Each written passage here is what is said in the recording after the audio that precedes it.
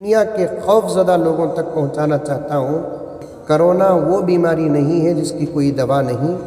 کمبھ کے میلے سے جو جواب آیا وہ جواب 100% صحیح ہے۔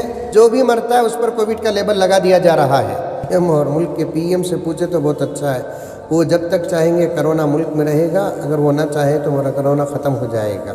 ہفتہ اور اتوار کو مکمل بند لاک ڈاؤن کر دیا جا رہا ہے۔ اس کا بھی یہی مطلب ہے کہ کرونا جی ہفتہ اور اتوار کو اپنی بیوی بچے اہل و عیال کے ساتھ شاپنگ کے لیے نکلتے ہیں، لیکن پتہ نہیں کہ وہ شاپنگ کو کہاں جاتے ہیں۔ ایک دم 3 مہینے ایسا لاک ڈاؤن کر دے کہ گھر سے کوئی باہر نہ نکلے۔ گھروں میں بیٹھے بیٹھے کرفیو کا لاک ڈاؤن کا اعلان کرنا غریبوں کی روزی روٹی کے ساتھ مذاق کرنے کے برابر ہے۔ میں ماجد، آپ دیکھ رہے ہیں آپ کی آواز۔ آج ہم پہنچے ہیں پی ایم مزمل رشادی صاحب کے پاس کہ ابھی کرونا کا جو مہاماری چل رہا ہے، لوگ بہت سارے پریشان ہیں، بہت سارے تکلیفیں اٹھا رہے ہیں، بہت سارے دقتیں ہیں۔ تو اسی کے سلسلے میں ہم بات کرنے کے لیے آئے ہیں پی ایم مزمل صاحب سے۔ تو چلیے بات کرتے ہیں ان کے تاثرات کیا ہے، ابھی جو فی الحال جو حالت چل رہی ہے، کرونا کا جو سیکنڈ لاک ڈاؤن بھی ہے، سنڈے بھی ہے، تو اس حالات میں لوگ کیسے اپنے گھروں میں نمازیں پڑھیں اور کیسے اپنے گھروں میں گزارا کریں، اس کے بارے میں ہم جانتے ہیں پی ایم مزمل صاحب سے۔ خوف کورونا کی مہاماری کے نام پر اس قدر خوف زدہ کر دیا گیا ماحول کو، سیرت نبوی کے پس منظر میں اس کی حقیقت کیا ہو سکتی ہے؟ السلام علیکم ورحمۃ اللہ وبرکاتہ۔ ویسے تو دنیا کے اندر اللہ تبارک و تعالیٰ نے بیماری کو بھی پیدا کیا اور اس کے لیے شفا کا بھی انتظام کیا ہے، اور بیماریاں مختلف قسم کی دنیا میں آئی ہیں، اور اللہ تبارک و تعالیٰ نے اس کے لیے دوا کا بھی انتظام فرمایا ہے۔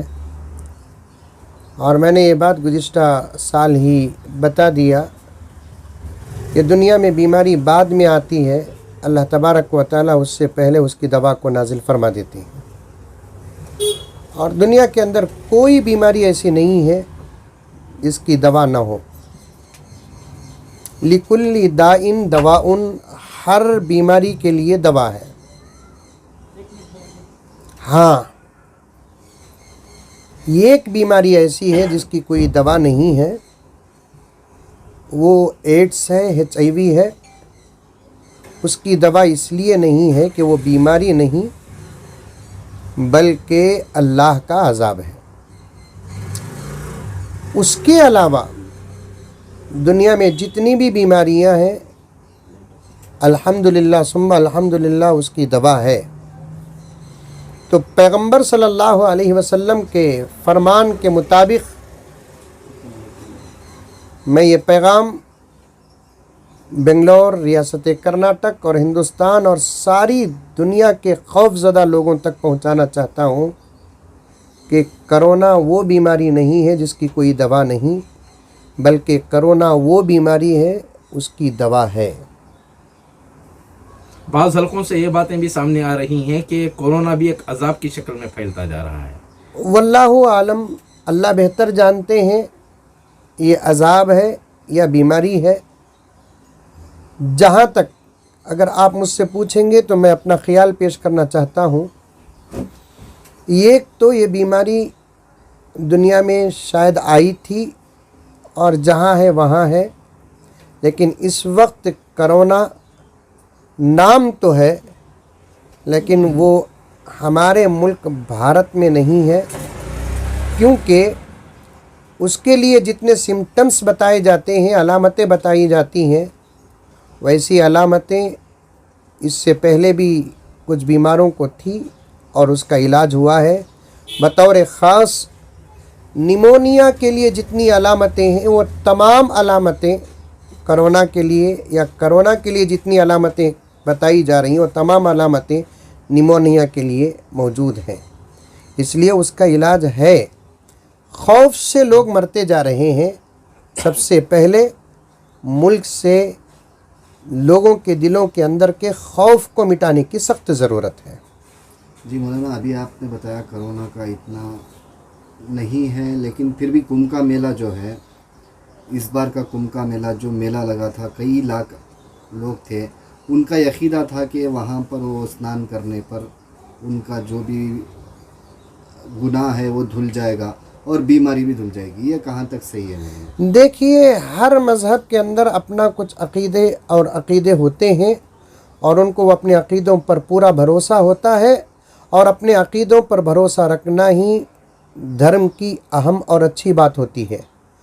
कुंभ का मेला जिसमें लाखों हिंदू लोग जमा हुए थे, वो अपनी पूजा के लिए जमा हुए थे, तो फिर उनको जब रोका गया तो उन्होंने जो कहा उस वक्त वो बिल्कुल सही कहा, क्योंकि वहाँ जाते हैं लोग अपने आस्था को लेकर, अपने मज़हब को लेकर, अपने अक़ीदे को लेकर, तो उनको वहाँ से रोकना बिल्कुल गलत बात है।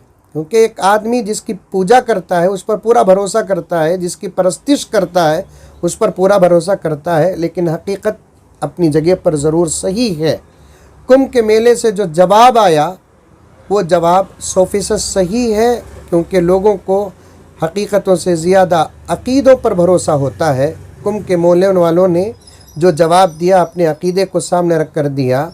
वहाँ जाते हैं पूजा करने के लिए, और उन्होंने जो कहा कि गंगा में डुबकी लगाने से हमारे पाप जब धुल जाते हैं तो फिर कोरोना का हिसाब कहाँ का क्या है, ये बिल्कुल सही सवाब है उनका। लेकिन इसके तनाजुर में जब देखा जाए तो तबलीगी मरकज़ में कुछ लोगों की जमा हो जाने पर जिस तरह वावेला मचाया जाता है और तबलीगी बम के नाम पर उसका फैलाव होता है, और यहाँ कुंभ के मामले में पूरी तरह खामोशी, इस तनाजुर में क्या कहना चाहिए? ये कसूर टीवी एंकर्स वालों का है। निज़ामुद्दीन को खामखा निशाना बनाया गया, और उस वक्त कोरोना नया नया आया हुआ था, फिर भी उसको उन लोगों को जवाब मिल गया। और एक तरफ़ा मज़हब को लेकर लोगों ने अपनी पूरी दुश्मनी का इजहार किया है, और निज़ामुद्दीन वालों को भी बेहतरीन जवाब देना था और मुसलमानों को इस मैदान में आगे आना था। चूँकि वो नया नया दौर था, इसलिए लोग खामोशी को ही बेहतर समझे। एक तरफ ये बातें भी आ रही हैं कि कोविड के नाम पर जिन मरीज़ों का इंतकाल हो रहा है उनको अलग से कोई कब्रिस्तान में दफनाया जा रहा है, उनका इंतज़ाम पूरी तरह अलग किया जा रहा है। तो कामन जो मरीज़ इंतकाल कर रहे हैं उन कब्रिस्तानों से हटाकर, उन कब्रों से हटाकर उनकी तदफीन होना इस्लामी तरीक़े से या आज़रू इशरा क्या तरीक़ा है, क्या सही है और किस हद तक इसे सही माना जा सकता है? हाँ, मैं भी चंद दिनों से ये बात सुन रहा हूँ कि हुकूमत से कब्रिस्तानों के लिए जगह मांगी जा रही है। हुकूमत से जगहों का मुतालबा करना मस्जिदों के लिए, मदरसों के लिए, कब्रिस्तानों के लिए, आश्रम के लिए, मदरसों के लिए गलत बात नहीं है, लेकिन कोविड ही को सामने रखकर कब्रिस्तान के लिए जगह मांगना ये बिल्कुल सरासर गलत है। और दूसरा, मुसलमान कब्रिस्तानों में भी कोविड में मरने वाले लोगों को अलग जगह पर दफना रहे हैं, ये बिल्कुल गलत बात है। शरीयत से इसका कोई ताल्लुक़ नहीं है। आदमी जब मर जाता है तो उसके जिस्म की तमाम बीमारियां भी मर जाती हैं, और उसकी बीमारियां मरने के बाद बाहर नहीं आती। तदफीन के लिए यही कानून लगाया जाता है कि मर्द के लिए कमर तक खोदा जाए, औरत के लिए गर्दन तक खोदा जाए, ताकि अंदर का इन्फेक्शन बाहर ना आए। और कब्रिस्तानों में भी अगर इसका लिहाज रखेंगे तो बिल्कुल ये गलत बात हो जाएगी।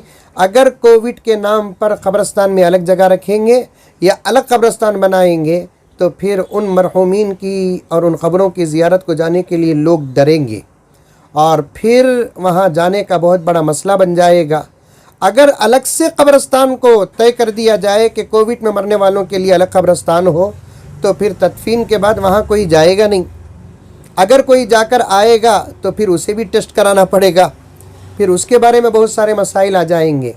मेरी और एक बात ये है कि कोविड में मरने वाले लोगों को, अगर कोविड में मरे, इस वक्त तो जो भी मरता है उस पर कोविड का लेबल लगा दिया जा रहा है, उसको आम जगहों पर अपने ख़ानदान के हलक़े में दफनाना चाहिए, क्योंकि लोग बड़ी आसानी के साथ पूरे अक़ीदे और मोहब्बत के साथ जाकर ज़ियारत करें। इसलिए कि ज़ियारत करने के आदाब में से ये अदब है कि कब्र के करीब जाकर सलाम अर्ज़ करके कुछ पढ़ना है तो पढ़कर ईसाले सवाब और दुआए मग़फ़िरत करें, क्योंकि अहले सुन्नत वल जमात का इस बात पर, अहले सुन्नत वल जमात का ये अक़ीदा है कि ज़ियारत के लिए जो लोग जाते हैं تو مرحومین کو قبر میں رہنے والوں کو زیارت کرنے والوں کے چلنے کی آہٹ تک سنائی دیتی ہے۔ اس لیے کووڈ کے لیے الگ قبرستان طے کرنا یا قبرستانوں میں کووڈ میں مرنے والوں کے لیے الگ جگہ طے کرنا یہ میتوں کے احترام کے خلاف ہے۔ جی مولانا بتائیے، ابھی کرونا 1 یا 1.5 سال سے ہے، اور کتنے دن رہے گا اور یہ کتنے سال رہے گا؟ یہ سوال اگر مناسب ہے تو آپ ہمارے ریاست کے سی ایم اور ملک کے پی ایم سے پوچھے تو بہت اچھا ہے۔ وہ جب تک چاہیں گے کرونا ملک میں رہے گا، اگر وہ نہ چاہے تو میرا کرونا ختم ہو جائے گا، کیونکہ انہی کے لوگوں سے یہ باتیں آ رہی ہیں کہ کرونا پھیلتا جا رہا ہے، اس لیے احتیاط ضروری ہے۔ جیسا کہ آپ حضرات جانتے ہیں، رات کے 9 بجے سے صبح کے 5 بجے تک کرفیو لگا دیا جا رہا ہے، 6 بجے تک کرفیو لگا دیا جا رہا ہے۔ اس کا مطلب یہ ہے کہ رات ہی میں کرونا آتا ہے، دن میں نہیں آتا۔ ہفتہ اور اتوار کو مکمل بند لاک ڈاؤن کر دیا جا رہا ہے، اس کا بھی یہی مطلب ہے کہ کرونا جی ہفتہ اور اتوار کو اپنی بیوی بچے اہل و عیال کے ساتھ شاپنگ کے لیے نکلتے ہیں، لیکن پتہ نہیں کہ وہ شاپنگ کو کہاں جاتے ہیں۔ کیا طریقہ کار ہونا چاہیے اور حکومت کو کیا پیغام دینا چاہیے؟ میں بہت اچھا سوال کیا آپ نے۔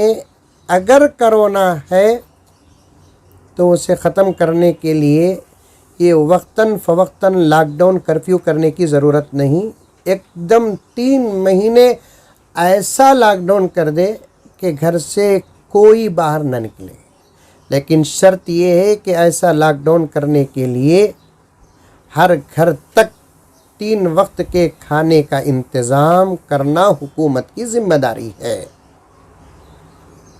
یہ اگر حکومت کرنا چاہتی ہے تو لاک ڈاؤن کرے، اٹھے بیٹھے کانفرنس کالز کے ذریعے سے یا اسپتالوں میں بیٹھے بیٹھے کرفیو کا لاک ڈاؤن کا اعلان کرنا غریبوں کی روزی روٹی کے ساتھ مذاق کرنے کے برابر ہے۔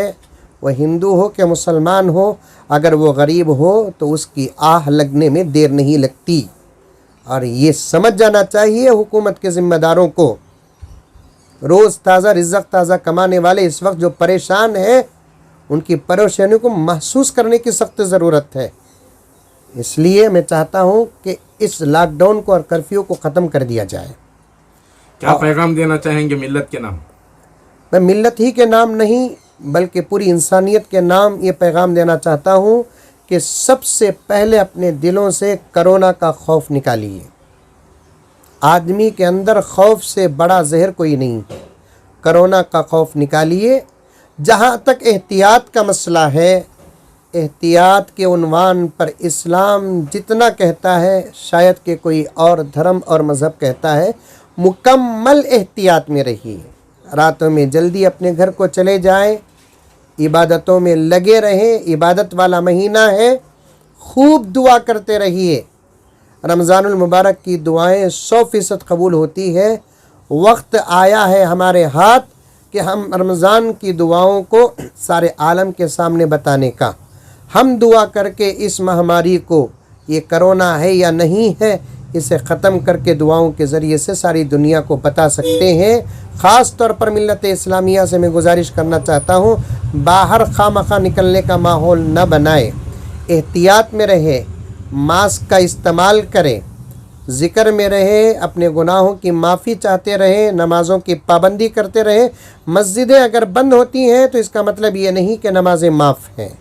اگر مسجدوں میں تراویح کا انتظام نہیں ہے تو پھر تراویح معاف نہیں ہے۔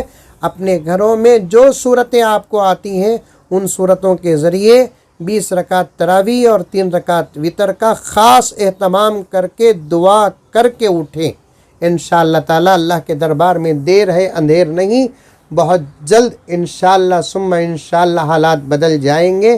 اللہ کے نیک بندے دعاؤں میں ہیں، شرط یہ اللہ کے نیک بندے دعاؤں میں ہیں۔